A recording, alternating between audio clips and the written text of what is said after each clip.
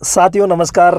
आज के हमारे इस वीडियो में मैं आपको जानकारी देने वाला हूं कि जब किसी काफ को, अक्सर ये मेल काफ में ही होता है, पेशाब बंद हो जाता है तो उस स्थिति में हमारे मन में ये कन्फ्यूज़न रहता है कि इसको पथरी है या किसी अन्य कारण से पेशाब बंद हुआ है।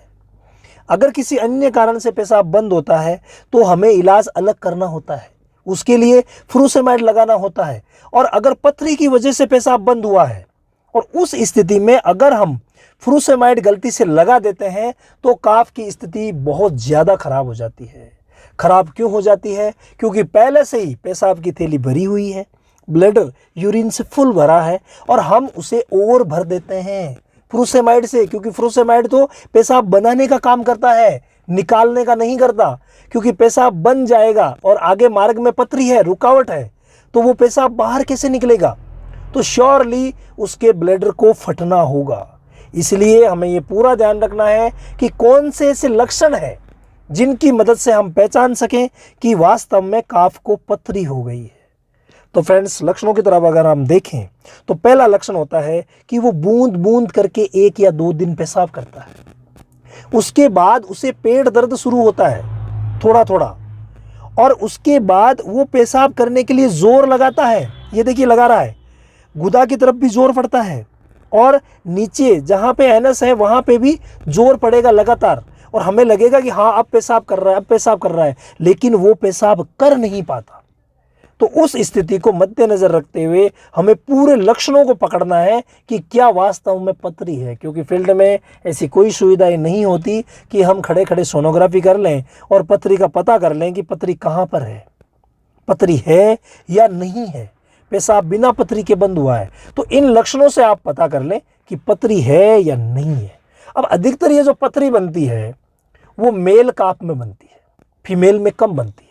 क्योंकि फीमेल की जो यूरिथ्रा है वो सीधी होती है, जबकि मेल काफ की जो यूरिथ्रा है वो सीधी नहीं हो करके और कर्व्ड होती है, यानी एस आकार की, सिग्मोइड, जिसे हम सिग्मोइड फ्लेक्सर बोलते हैं। तो एस आकार की जब होती है तो उसमें 2-3 जगह आप देख रहे हैं चित्र में, 2-3 जगह फोल्ड होते हैं, यानी मुड़ी हुई रहती है। तो उस स्थिति में जब पथरी अंदर से आई है, छोटा सा भी टुकड़ा आया है, वो आ करके इस मुड़ी हुई जगह पे रुक जाता है। और यहाँ पे ही अगर पीछे से एक टुकड़ा और आ जाता है तो स्थिति ज़्यादा गंभीर हो जाती है। फिर क्या है, एक मार्ग एकदम से रुक जाता है। तो जब एकदम से रुकता है 1 दिन के लिए या आधे दिन के लिए, वो बूंद बूंद पेशाब करता है। इसके अलावा साथियों, ये पथरी बनती क्यों है इसका भी थोड़ा सा ले लें। हालांकि ये मूत्र में जब साल्ट की मात्राएं बढ़ जाती है तो उस स्थिति में बनती है, ये एक नॉर्मल बात है। लेकिन मैं आज आपको एक अजीब बात बताने जा रहा हूं कि पथरी जब बनती है तो उसके पीछे बहुत बड़ा कारण होता है काफ की आदत का। यानी उसको ब्लैडर भर गया है, पेशाब की हाजत हो गई है, उसके बावजूद वो ऐसी आदत रखता है कि वो पेशाब करता नहीं है। और जब करता नहीं है तो पेशाब अंदर काफ़ी देर तक स्टोरेज रहेगा, और जब काफ़ी देर तक स्टोरेज रहेगा तो उसमें से जो लवण है वो नीचे इकट्ठे हो जाएंगे, और यूं ब्लैडर इधर उधर वो पानी यानी पेशाब, यूरिन इधर उधर होगा तो वो जो कण नीचे हैं वो एक दूसरे के साथ मिलते जाते हैं और एक बड़ी कैलकुलाई का रूप ले लेते हैं। जब ये कैलकुलाई बड़ी हो जाती है या यूरिन में जैसे तैर रही है और कैसे ही करके यूरिथ्रा में घुस जाती है, तो यूरिथ्रा में जब घुस जाती है, अगर मान लीजिए फीमेल है तो उसकी यूरिथ्रा सीधी है और वो सीधे मूत्र मार्ग से बाहर निकल जाती है। लेकिन अगर मेल है तो उसकी यूरिथ्रा में जो सिग्मोइड फ्लेक्सर पड़ रहे हैं उसमें वो रुक जाती है। इसीलिए अक्सर पथरी जो बनती है, रुकावट जो बनती है, वो सिग्मोइड फ्लेक्सर में बनती है।